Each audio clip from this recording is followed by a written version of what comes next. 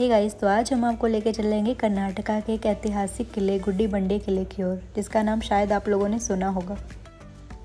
हम निकल चुके थे अपनी मंजिल की ओर, वो भी बाइक से। चाहे वो स्पीड के साथ भगाना हो या चाय पे छोटी सी ब्रेक लेना, बाइक से जाने का मज़ा ही कुछ और है।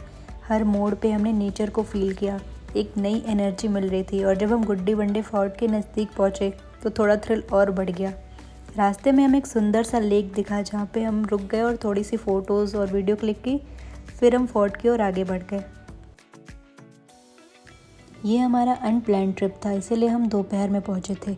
मैं रिकमेंड करूँगी कि अगर आप लोग को आना है तो सुबह आएँ, क्योंकि अभी बहुत तेज़ धूप है और इसी धूप में आप लोगों को ट्रैकिंग भी करनी पड़ेगी। फोर्ट पे पहुँचने के बाद हमने अपने बाइक को करी पार्क और फिर यहाँ से शुरू होती है हमारी ट्रैकिंग। किले के पास आप लोग को खाने पीने के लिए कुछ भी नहीं मिलेगा। यहाँ पे सिर्फ आपको नींबू पानी, सोडा और नारियल पानी ही मिलेगा।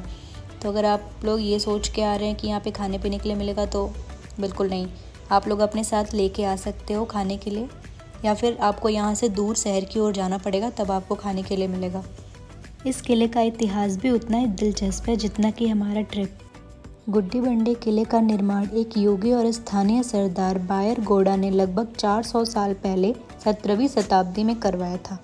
ऐसा माना जाता है कि वह विजयनगर साम्राज्य के तलुआ वंश से संबंधित थे। इतिहास के पन्नों में भी ये किला अपनी मजबूती के लिए मशहूर था।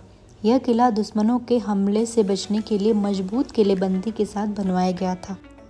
हर कदम कदम पे आपको कुछ न कुछ देखने को मिल जाएगा, जैसे कि ये दीवार पे बनी एक धार्मिक आकृति। हर कदम पे नज़ारे बहुत ही सुंदर होते जा रहे थे।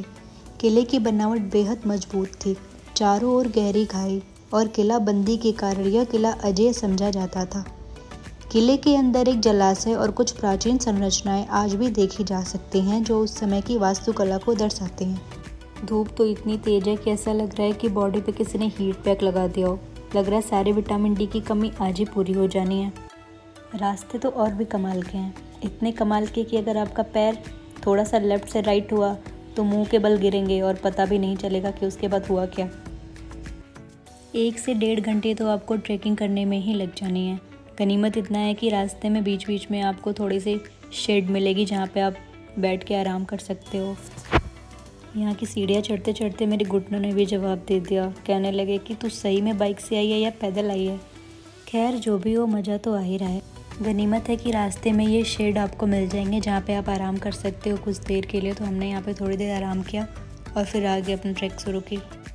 लगातार इतने पथरीले रास्तों पर चलने के बाद अगर थोड़ी सी भी फ्लैट एरिया मिल जाती है तो ऐसा लगता है कि एक विक्ट्री मिल गई है। वो देखिए, वो सामने जो है वहाँ पे एक शेड टाइप है, आप वहाँ पे बैठ के आराम कर सकते हो थोड़ी देर के लिए। ये किला आज भी बेहद मजबूत और बहुत ही सुंदर है, जितना कि पहले हुआ करता था। इस किले ने इतिहास में एक महत्वपूर्ण स्थान बना लिया और आज भी यह पर्यटकों का दिल जीतता है। जो भी हो दोस्तों, रास्ते तो हैं बहुत सुंदर। अगर आप बेंगलोर में रहते हो तो आप वीकेंड्स पे आ सकते हो। इतनी सुंदर और इतनी हरियाली देख के ऐसा लग रहा है कि नेचर अपना बेस्ट शॉट दे रहा हो।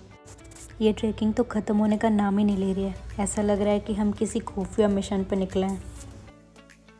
जो लोग ये कहते हैं ना कि तेरे चेहरे से नज़र नहीं हटती, नज़ारे हम क्या देखें, तो शायद उन्होंने अपनी ज़िंदगी में कभी बेस्ट नज़ारा देखा ही नहीं।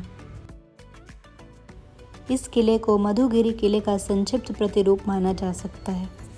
किले के 7 स्तर हैं, जिनमें आपस में जुड़े हुए भागने के रास्ते हैं, जो कि सैनिकों को आपातकालीन स्थिति में भागने में मदद करते हैं। यह किला अपने ऐतिहासिक महत्व से ज़्यादा एक प्राचीन धार्मिक मान्यता से जुड़ा हुआ है।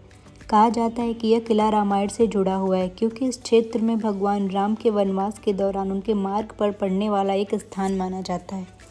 इस किले का निर्माण बायरेगौड़ा नामक एक सरदार ने करवाया था और इन्हीं के नाम पे पड़ा यहाँ पे एक झील भी उपस्थित है, जिसका नाम है बायरे सागर झील। अगर इस किले की मुख्य विशेषता देखी जाए तो यहाँ बारिश का पानी इकट्ठा किया जाता था। इस किले को युद्ध की दृष्टि से खास रूप से बनवाया गया था, क्योंकि यह आसपास के क्षेत्र में सुरक्षा की दृष्टि से महत्वपूर्ण स्थान पर स्थित था। कहा जाता है कि यह किला एक समय पर दक्कन के मराठा शासकों के नियंत्रण में था और बाद में इसे मुगलों ने भी अपनी सेना की पोस्ट के रूप में इस्तेमाल किया था।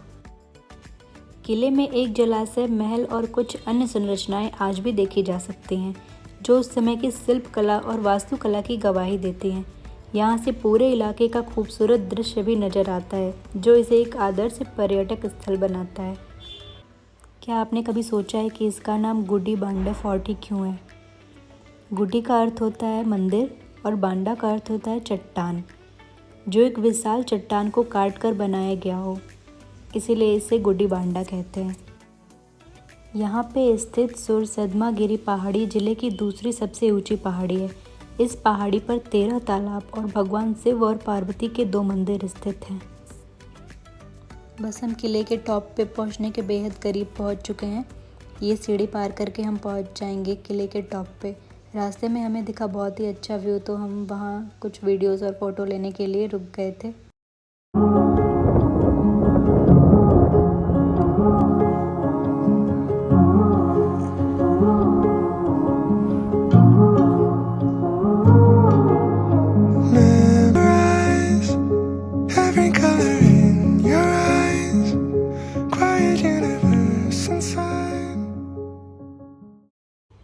किले के शीर्ष पर एक शिव मंदिर स्थित है, जिसे सर रामेश्वर मंदिर के रूप में जाना जाता है, जिसे ऋषि विश्वामित्र और भगवान राम ने स्थापित किया था, जिसे 108 ज्योतिर्लिंग में से एक माना जाता है।